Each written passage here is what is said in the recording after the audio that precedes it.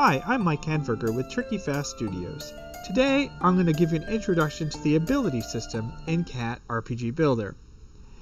By the end of this video, you should be able to add the ability system to your game, add an ability manager to the player or to NPCs, build your first combat ability, and then attach that ability to the player or NPCs. So to start, I have this scene that I've created with some assets. You can take a look in the description for the video if you want to know which assets I used. And then I've obviously loaded in Cat and Cat RPG. And we have this player here already that's fairly complicated. It has movement and a bunch of other things. But she can't attack. So she can walk around and come in here. She's got health and mana. She could certainly get attacked by these guys who already have an ability on them. But otherwise, there's nothing she could do but run away. So let's fix that. Now, first thing we want to do is add the ability service to the scene. So we go under Cat, New Services, Ability Service, and we can take a look at the options here. There's really only one option, which is this list of abilities. Now, if you're using asset bundles and you want to save your abilities in asset bundles, you can completely ignore this list. However, if you're not using asset bundles, this list has to include every ability that can be given to the player throughout your game. Otherwise, your player may load a saved game and then it may not have all the abilities that they started with. The next thing we need to do is add an ability manager to the player. You can do that pretty easily. If you take a look at the options here, we have one option for a list of ability names. Those will be loaded in if we want to load them in. There's several ways to add abilities to players. One way is to specify ability names. Another option here is the attack ability. This is going to be the default like combat attack to use. One thing to note is that in Cat RPG, everything the player does is basically an ability. So other than movement, if you want to attack, that's an ability. If you want to heal, that's an ability. If you want to cast a spell, that's an ability. The next thing you can have here is you can set the global cooldown. Any ability that is affected by a global cooldown, it's a time after casting that no abilities can be run. And then you can also set the storage level, which would typically be character. That will save the abilities along with the character. And that's really it for the ability manager. So we're going to create an ability here. The first thing we want to do is go under Cat RPG Abilities. We'll create an ability. So if we take a look here, it's created some things for us. So we have a warm-up stage, a release stage, and a cooldown stage. Now the way abilities work is that when they're cast, they go through those stages in order. So the warm-up stage, if you have like some sort of warm-up, it takes 2 seconds to cast a spell. Well, that's where you can set this duration for the warm-up. You can play sounds and animations as well. You can also have any sort of actions. These work just like a state in a state machine. So you can have any actions or conditions or triggers underneath the state if you'd like. And then after the warm-up stage is finished, it moves on to the release stage. And the release stage needs to have one or more effect groups in it. So let's create an effect group now. So Cat RPG Abilities Effect Group. So an effect group is effectively one unit of the spell that applies to a specific set of targets. So you could have a spell that affected, your target and you, and did different things, and those would be 2 different effect groups, one for your target, one for you. Now the release stage has, you can also add animation and sound there. It works just like an action list. And then we have the cooldown stage. Again, you can have actions underneath it. You can set a duration for the cooldown. Now this is the cooldown for this ability only. It's not the global cooldown. The global cooldown starts at the same time as the cooldown for the ability. So if the cooldown stage duration is longer than that, then this ability will stay disabled until that its own cooldown is finished. Now let's go back up to the actual ability. We can set a name, a description.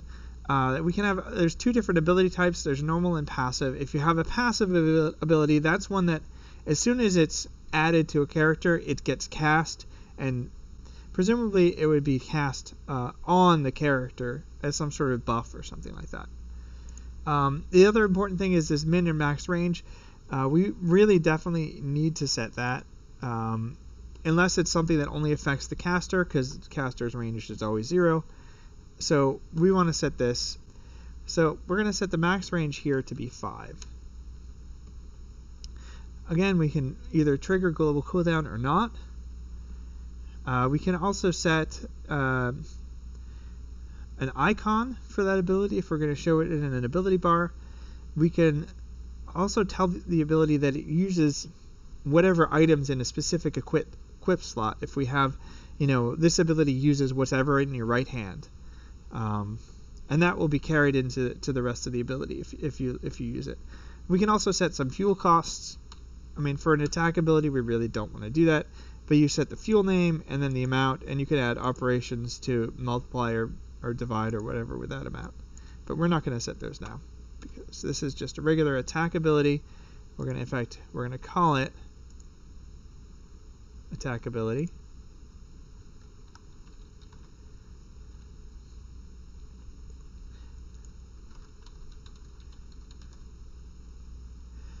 Alright, so no, we don't want to warm up here. We don't need to do anything in the warm up at all.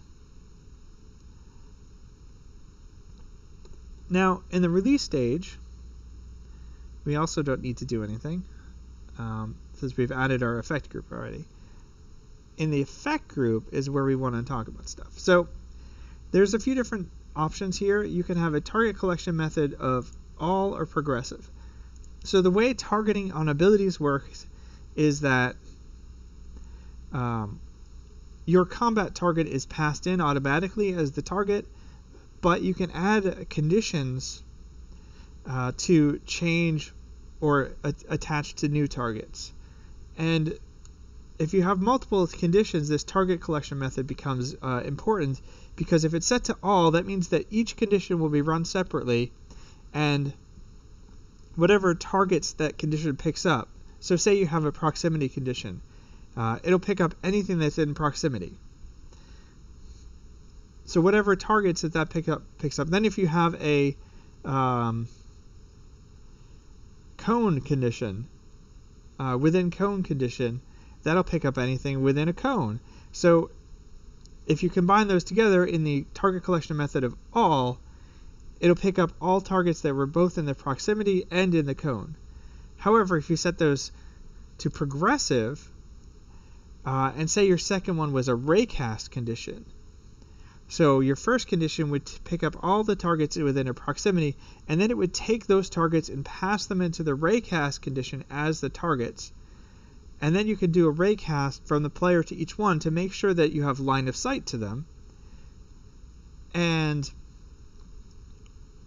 if anything that passes that will get actually used as the targets for the ability. The next option here is duration type, which can either be instant, duration, or permanent. So instant, that's expected to just go off once and that's it. Duration could be like a dot or a heal over time or any of those. And we can set the duration here. We can also say whether this requires a target or not. Some abilities, like a heal, may not require a target, so you could target your friend with it, but if you don't, then it just targets you by default. You can certainly set that up. Now, let's actually do some targeting here. So for this attack ability, we're just going to add a condition here for closest target. This is a pretty useful one for abilities. Now, if you notice, it did add a conditional action. We don't want that. We're going to get rid of that conditional action there. just so that this target condition is right under the effect group. Now, the default values here is to find the closest target within 5 units of the owner with a faction. So you can set a specific faction that you want to look for here, or you can leave it blank and it'll find any faction. And then you're looking at the disposition of that faction between you and whoever this is. And we're saying we're going to have it be less than 0. So that means anybody that I don't like. So it's an enemy, effectively. If you had this greater than 0, it's anybody who's a friend or an ally.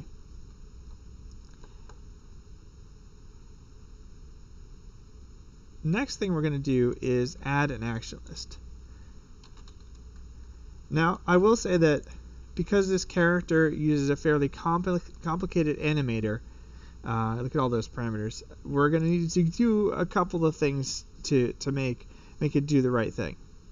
Depending on the animator you're using, you may not have to do any of these things. So in our action list here, we're going to add a few things. We're going to do a set integer animation parameter. We're going to do 5 of those.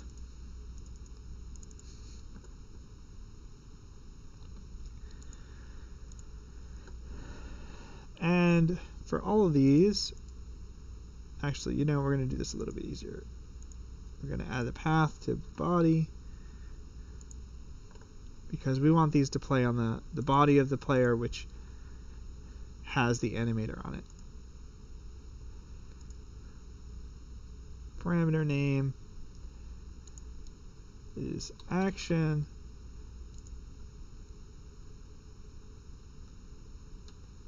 So on our action list, we actually want to set, instead of serial, we're going to set it to single random, because we're just going to choose a random action here so that we can have different sword swing effects. So set the target to owner, path to body, parameter name to action, and then value is 8. And we're going to duplicate this 5 times. And then for each one, we're going to set a different number.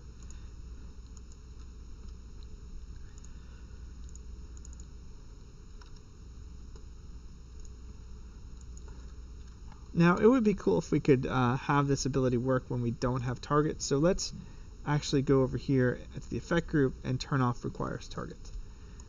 So we're going to set action to some random number between 8 and 11 or 12.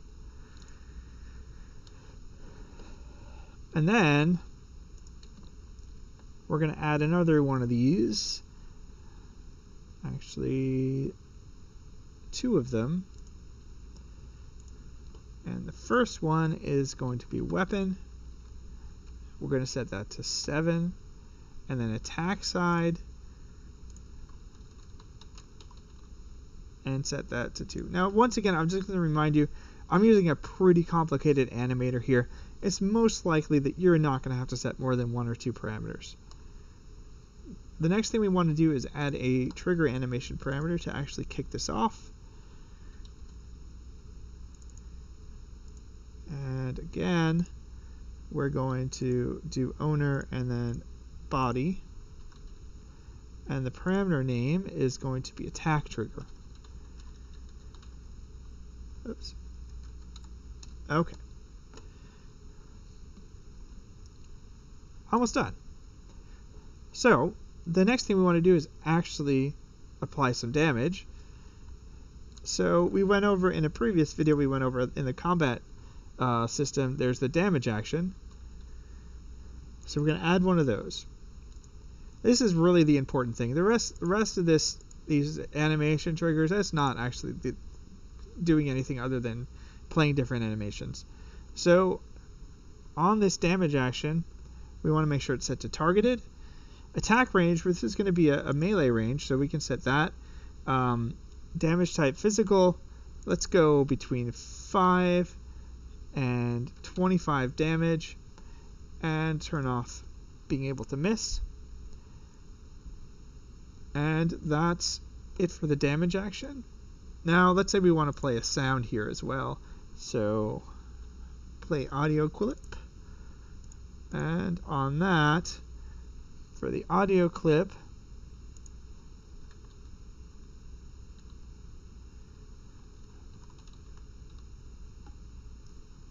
we want to play this guy, which is sort of a sword, sort of whoosh. And then for the audio mixer group, we'll select FX, target, owner, audio source options. We want to make that spatial, and let's make that 200, and that's probably good right about there. Okay. Now taking a look at our cooldown, we don't really need a cooldown on this. We're not going to set that for now. Okay, so we've created this ability. What's next? Well, best thing to do is to find a place here and save it out as a prefab. Now from here we can do all sorts of things with it, right? As long as we add it in our here's our conductor. In the ability service, right? If we add one here and we add that there, as long as we do that, we can do all sorts of fun stuff. So we can grant this using a grant ability action. Oops. Action, RPG abilities, right? We can grant an ability action. And then we could just say, since we aren't using asset bundles, we don't have to set the bundle name here. We can just use the ability name. And we could just grant this to the player. So we could do that at any time, and as long as we had persistence turned on, that would stay. We could do that as part of a level up. It doesn't matter. Now the next thing we could do is we could add, if you remember, we had ability names here. We could set one of those, and then we don't need to set the asset bundle name, but we could add it in there, and then the player would have it. Now the other way you can do this, and this is most common for NPCs, you typically don't do this for a player, although with an attack ability you might want to do it. You could just parent the ability to or child it to the character. So we just made that a child of player. So now the player is going to start with that ability. The next thing we're going to want to do is actually have a way to use that ability, because right now they have that ability, but they don't have a way to use it. So let's make it so when you hit the left mouse button, it automatically casts that ability. So let's do a trigger here, or we'll do fire 1. Input button. We're going to set that to fire 1, which is the left mouse button. And then we're going to add a cast ability action here. So the caster is a player, target. Let's leave that on player for now because it's going to reset that anyway. Ability. So we want to look at this ability. So attack ability. So now whenever we hit fire 1, which is the left mouse button, it's going to cast this ability. So let's give it a try.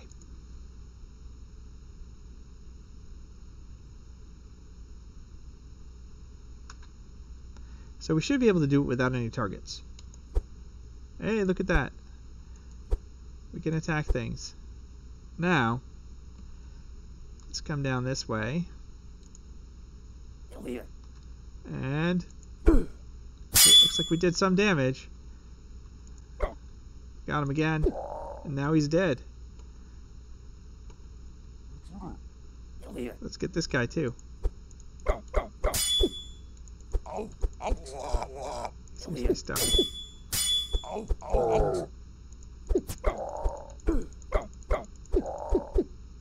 Alright. We got a pretty good ability here.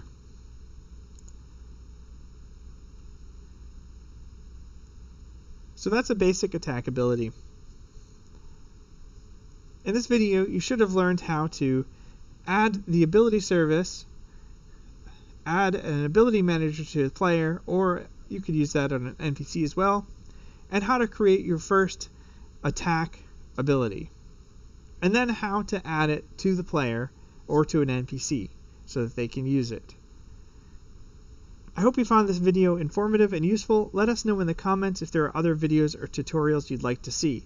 Be sure to subscribe and follow us on social media for the latest videos and other news. For more information on Cat or Cat RPG Builder and how they can help you build and prototype RPGs faster, please visit catgamebuilder.com. I'm Mike Handverger with Tricky Fast Studios. Thanks for watching.